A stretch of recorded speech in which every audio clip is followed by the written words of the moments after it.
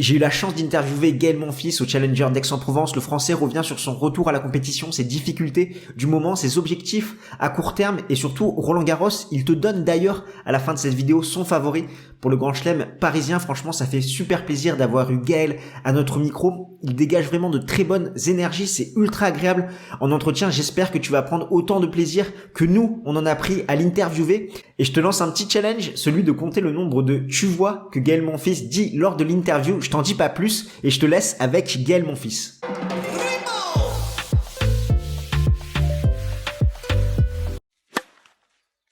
Pas forcément des matchs longs, mais enchaîner, rien que le fait d'aller en tournoi, c'est déjà bien de pouvoir faire, d'enchaîner les matchs d'entraînement, des matchs d'entraînement déjà, et après voilà, c'est quand on arrive, j'ai réussi à gagner un match, jouer un deuxième match plus ou moins complet quand même, et pouvoir enchaîner, c'est là où je veux que mon corps soit. Euh, Après ouais, c'est sûr que ça prend du temps parce que je pense qu'on est le corps il est un peu plus vieux, mais tant qu'on est patient, je sais où sont mes objectifs, je sais à peu près mes temps de passage, donc ça va quoi. On va dire à court terme, c'est forcément d'espérer de réintégrer le top 100. On va dire si possible début d'année prochaine. Avec un peu plus de réussite, ouais, début d'année prochaine, ce serait fabuleux. Chose qui va être très dure, hein, mais ce serait bien. Et après, si on a envie d'être un peu plus rêveur, comme j'ai dit, essayer de se qualifier pour les Jeux Olympiques. Mais ça c'est le côté forcément où on se permet de rêver, où on a envie de rêver. L'objectif vraiment qui est déjà suffisamment élevé, ce serait de revenir dans les 100. Roland, je suis pas forcément sûr d'arriver de la meilleure des façons, on va dire forcément, mais voilà, après ça reste toujours Roland, donc s'il y a un bon tableau, si je me sens bien, il y a toujours des belles choses à faire. Euh, mais de plus en plus, je le vois de toute façon, et même avant ma blessure, et ça fait quand même pas mal d'années, je le dis, la terre battue, c'est plus dur pour moi. C'est vraiment plus dur, je pense que c'est une surface qui demande beaucoup et où je me sens moins bien. Parce que déjà très tôt, je voulais m'orienter plus à jouer à des challengers, mais là c'est un 500, donc c'est pas forcément un challenger. Mais très tôt, je voulais faire des matchs. Après, les gens, ils me posent souvent cette question parce que les gens, ils comprennent pas trop le classement protégé. Ouais, J'en ai pas beaucoup hein, de classement protégé. Les gens, j'en ai pas beaucoup je sais. et j'en ai même pas assez pour finir l'année. Pour être sincère, j'en ai même pas assez pour finir l'année. Ça te permet de rentrer dans certains tournois et limite, heureusement que j'ai pas joué, que je me suis fait mal à Monaco, mais les trucs. J'en ai plus parce que je sais où je vais les Ouais, prendre. ouais, bien sûr. Et puis c'est pas sur un challenger que tu vas utiliser un classement protégé. Tu t'espères pouvoir avoir une wildcard et même dans un 250, tu vois, assez tôt, pareil, je me suis positionné assez tôt, je jouais à Lyon. Mhm. Assez tôt, j'ai dit aussi à Bordeaux que je voulais jouer, mais très tôt même, je l'ai dit, parce que très tôt, je voulais avoir ma planification. Je savais pas trop avec les nouveaux 175, mais non, je m'attendais pas que ce soit aussi fort, honnêtement. Et c'est même pas de mon niveau encore. Je sais que je dois prendre du temps à revenir parce que les personnes ils oublient que quand on s'arrête, le, le corps il met du temps. Donc alors, tu sais, on entend plein de choses, ouais, ceci, cela. Et après, c'est là où tu dis, non, attendez, n'oubliez pas que quand même, l'année dernière, j'étais 15e mondial quand même. Mhm. Donc, c'est pas si loin non plus, c'est juste que voilà, vous savez pas ce que c'est Bien sûr. de s'arrêter pratiquement 8 mois sans rien, sans courir. Je voulais pas courir sans rien, donc oui, ça met du temps. Je te dis pas que je vais revenir 15e, mais j'espère quand même revenir à un très bon niveau. Tu vois, l'année dernière encore, je faisais quart dans les grands chelems.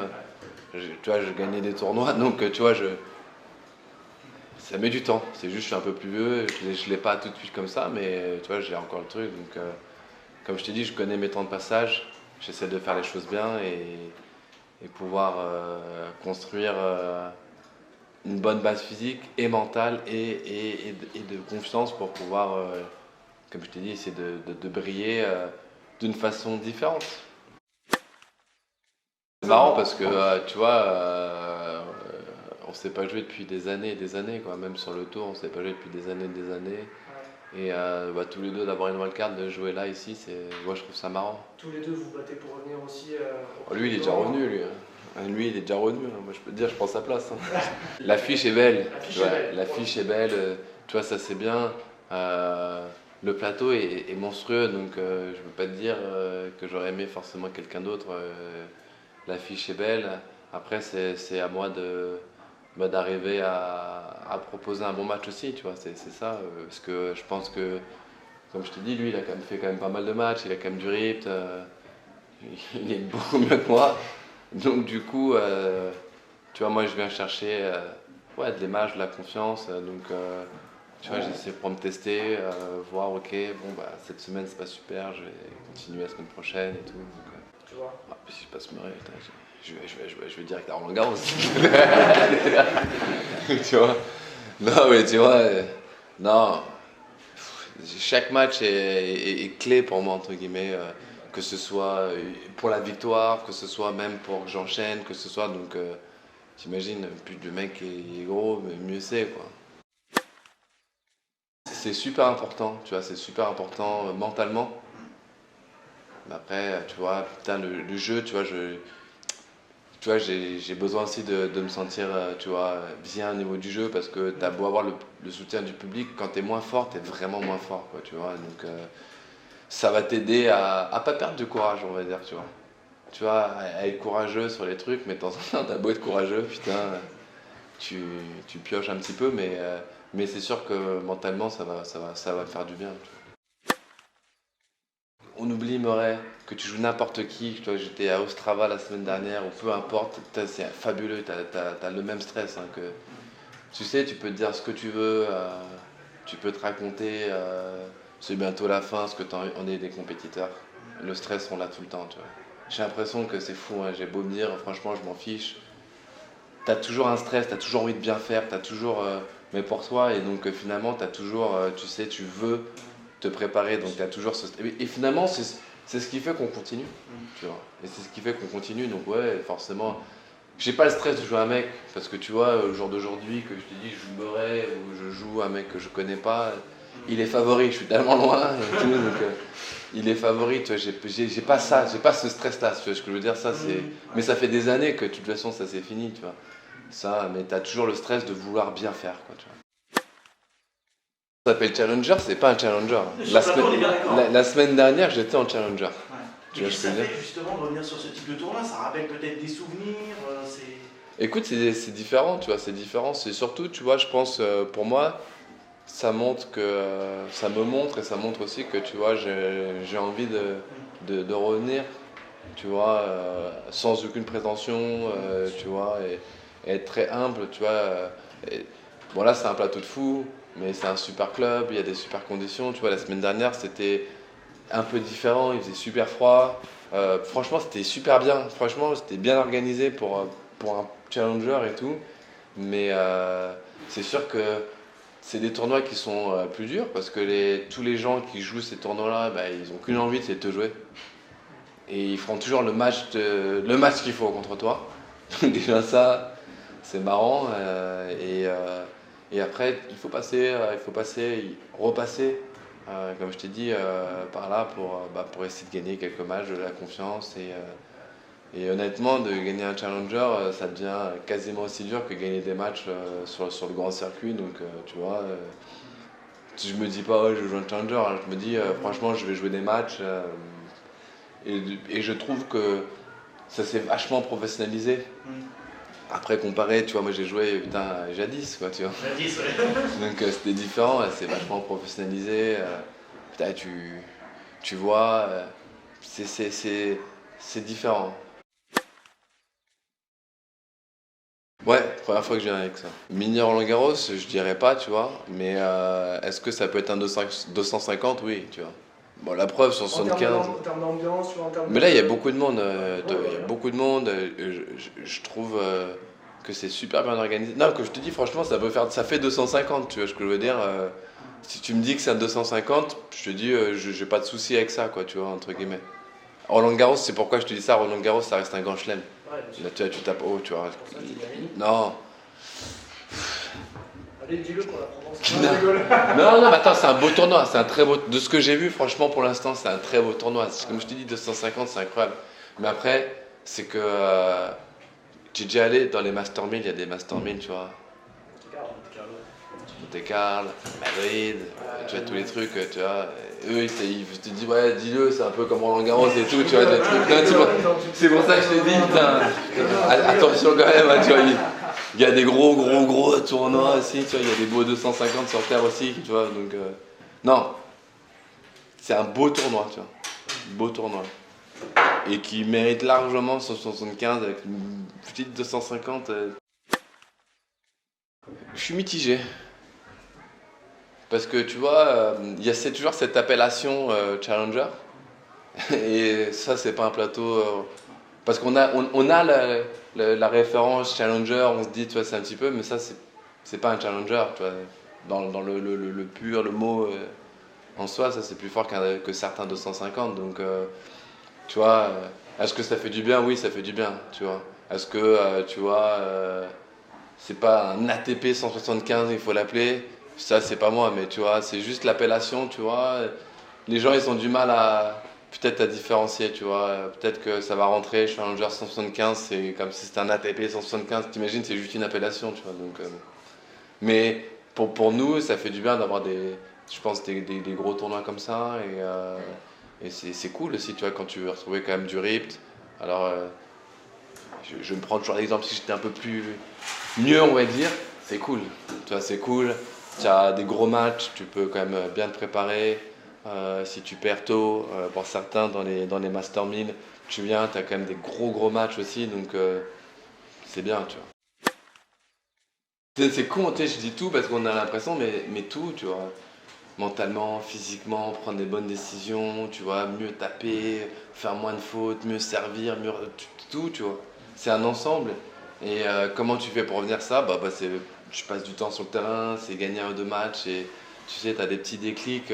À chaque barrière, tu as quand même un petit déclic, tu vois. Par exemple, si aujourd'hui tu te sens moins bien au retour, tu passes un peu de temps au retour et un, 2 jours, tu retournes un petit peu mieux. Bon, il faut le retransférer sur un match, c'est un petit peu mieux, ça c'est déjà gagné, ok, le service, tac, tac. Donc, tu sais, tu remets tout en marche, quoi, tout en marche, tout est en marche et c'est facile à dire, mais c'est pas facile à faire, tu vois. Et après, tu vois, il y a toujours les petits aléas aussi, tu vois, il faut dire la vérité. Tu vois, les gens ils sont focus sur. Peut-être tu t'es blessé à la main, tu vois, au poignet et tout, mais bon, si c'était que ça va. Non, mais tu vois ce que je veux dire. Si c'était que ça, parce que les gens ils comprennent pas que même toi, t'es compétiteur, tu es blessé là, mais tu as envie de forcer un petit peu plus, donc tu te fais un petit peu mal au coude, et après tu te fais un peu mal à l'épaule, et derrière tu te fais un peu mal au dos, et derrière t'as une petite douleur ici, donc tu vois, c'est pour ça que je te dis tout, il faut passer du temps pour que, tu vois, que ce soit du poignet aux pieds, aux genoux, aux épaules, au coude, à tout, arrive, tu vois, à chaque choc. Quand tu restes, ouais, je suis resté hyper longtemps à rien faire, tu vois, donc après pour que le corps il revienne, ça met un peu plus de temps. Quand tu as 20 piges, c'est beaucoup plus facile, je pense. Après, tu vois, c'est plein de petits détails que tu essaies de mettre en place, mais qui sont beaucoup plus longs parce que, mine de rien, il y a l'âge un petit peu, tu vois, on est légèrement moins réactif. Euh, tu vas penser peut-être un peu plus, donc c'est une fraction de seconde, tu vas dire, putain, peut-être je vais prendre ça, et finalement, toi, tu la mets un peu moins rapide. Et les jeunes aussi, ils commencent à bien jouer, à jouer le truc, tout se professionnalise. Tu rates un coup, tu vas un peu moins dans l'autre, et finalement les mecs ça joue bien, et tu prends du temps. Tu vois, au lieu de prendre 6 semaines, tu vas en prendre 9, 10, 11, 12. Mais tu vois, tu prends du temps et tu regardes bien, que ce soit Stan qui est bien revenu, putain, il a mis du temps. C'est Dominique, pareil. Dominique, il rejoue très bien là maintenant. Et qu'est-ce qu'il joue bien, Dominique, tu vois. Moi, je le voyais jouer l'année dernière. Tu vois, je comprenais pas. Parce que tu vois, je le voyais taper, s'entraîner. Je me dis, putain, c'est... Et en match, tu vois, bon, bah, toi, il avait un peu plus de mal. Il perdait, il avait un peu plus de mal. Après, fin d'année, il s'est mis à regagner des matchs en fin d'année. Début d'année un peu plus compliqué. Là, il se remet. Et pourtant, quand tu le vois jouer, honnêtement, tu te dis pas, putain, je comprends pas pourquoi vraiment, parce que tu vois, il a toujours ses frappes et tout, ok, et après en match c'est plus dur, et tu vois, il met du temps. Et donc, t'imagines, il a 28 piges. T'imagines bien. Ah, ça joue très bien, tu vois, ça joue très très bien. Les deux, ils ont deux types différents de jeux, tu vois, deux types différents de jeux. Euh, Il y en a plein d'autres aussi qui poussent, tu vois. Et c'est marrant parce que même le fait d'aller jouer des tchals, je vois d'autres jeunes qui sont là et qui jouent très bien et qui ont moins de lumière, entre guillemets, mais il y a une belle génération qui pousse, une belle génération.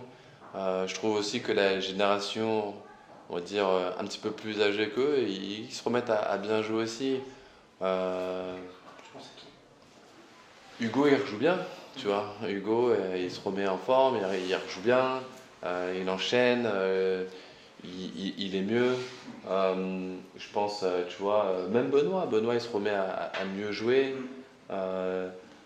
Mana, après la terre, il aime un peu moins, mais tu vois, je trouve que ça revient. Corentin, il rejouait bien, il s'est blessé malheureusement au poignet, mais il rejouait bien.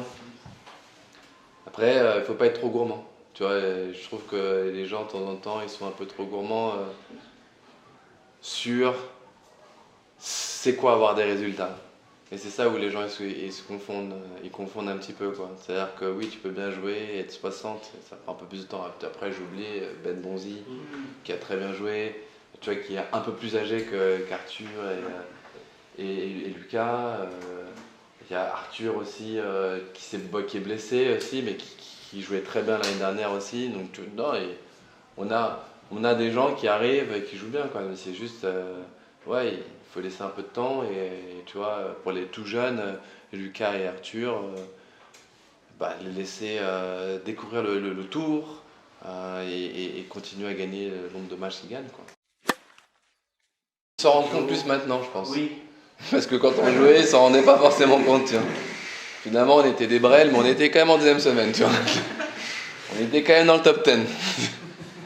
Tu vois, c'est-à-dire que c'est ça qu'on est mal habitué, on dit ça, ouais, mon fils il arrête et tout. J'étais quand même 15e mondial l'année dernière, tu vois. J'étais une brêle l'année dernière, j'étais quand même 15e mondial. Mais tu vois, tout le temps, on était là, on jouait pas bien, on était 22. Bon, d'un coup, oui, on voit que ouais, Joe, c'était pas terrible, je fais karaoke. Ouais, pas terrible. Tu vois, pas terrible, Joe. Et tout. Final Master, t'as gagné. Non, mais tu vois, c'est ça, ça a toujours été ça. Et.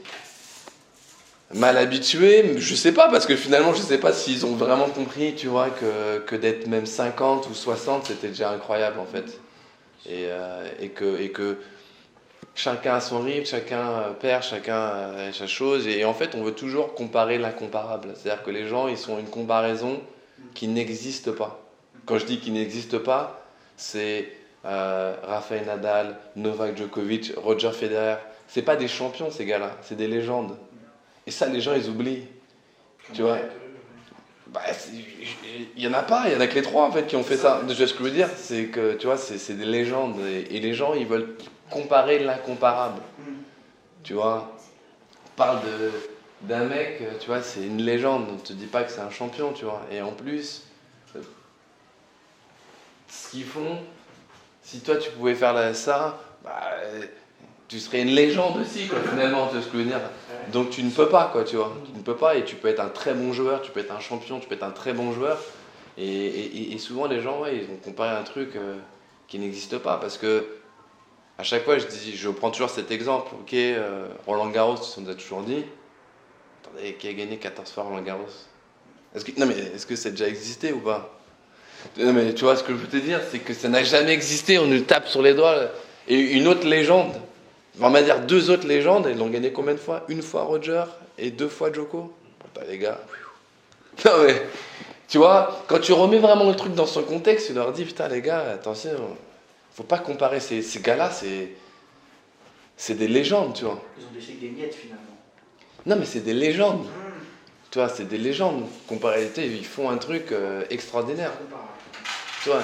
Et attention, on parle de 3 gars. Après, quand tu peux dire Andy Murray, putain, pour moi, c'est une légende aussi, tu vois.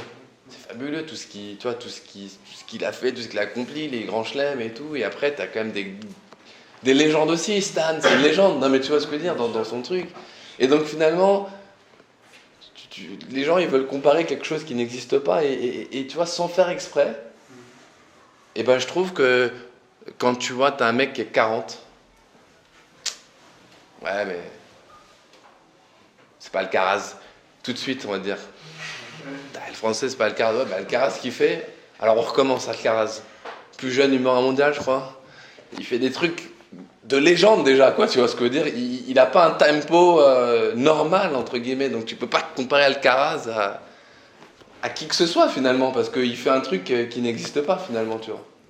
Et c'est ça que, tu vois, on veut toujours chercher à comparer, et en fait, on se rend pas compte que, oui, on veut tous, c'est mon rêve que, tu vois, un Lucas, un Arthur, et même un peu plus vieux, peut-être qu'ils aillent chercher ce grand chelem. Tu vois, qu'ils aillent le chercher une bonne fois pour tous.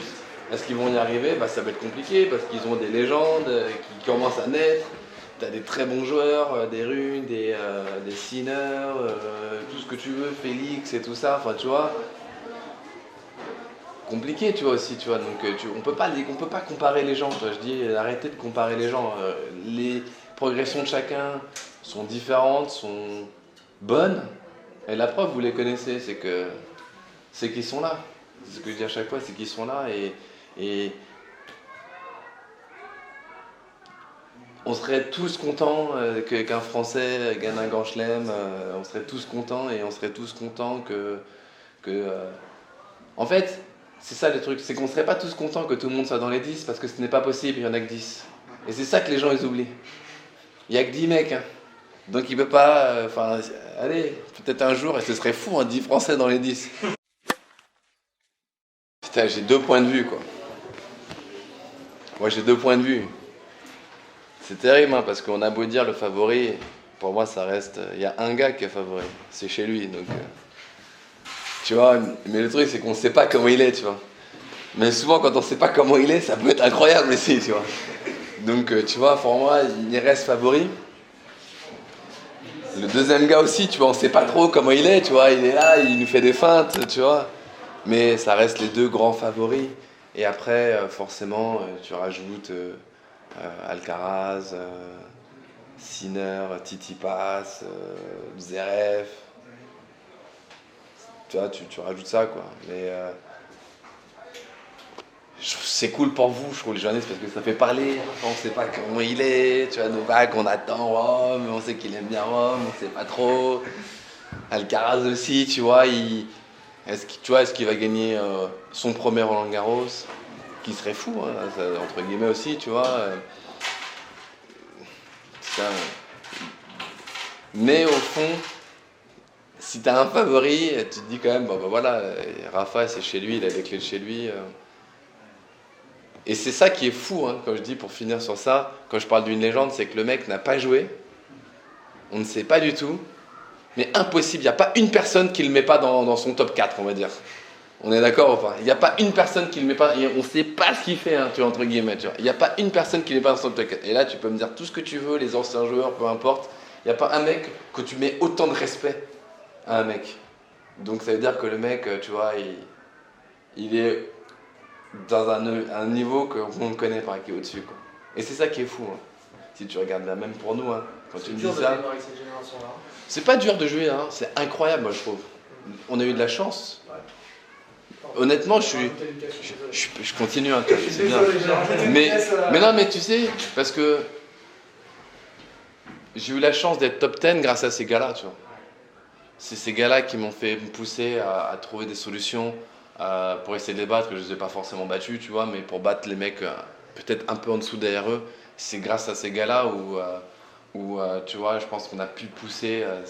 Donc non, c'est fabuleux. C'est ces gars-là, hein, qui nous ont emmenés aussi. Donc non, c'est plus merci qu'autre chose que tu dis à ces gars-là, quoi, tu vois. Vraiment.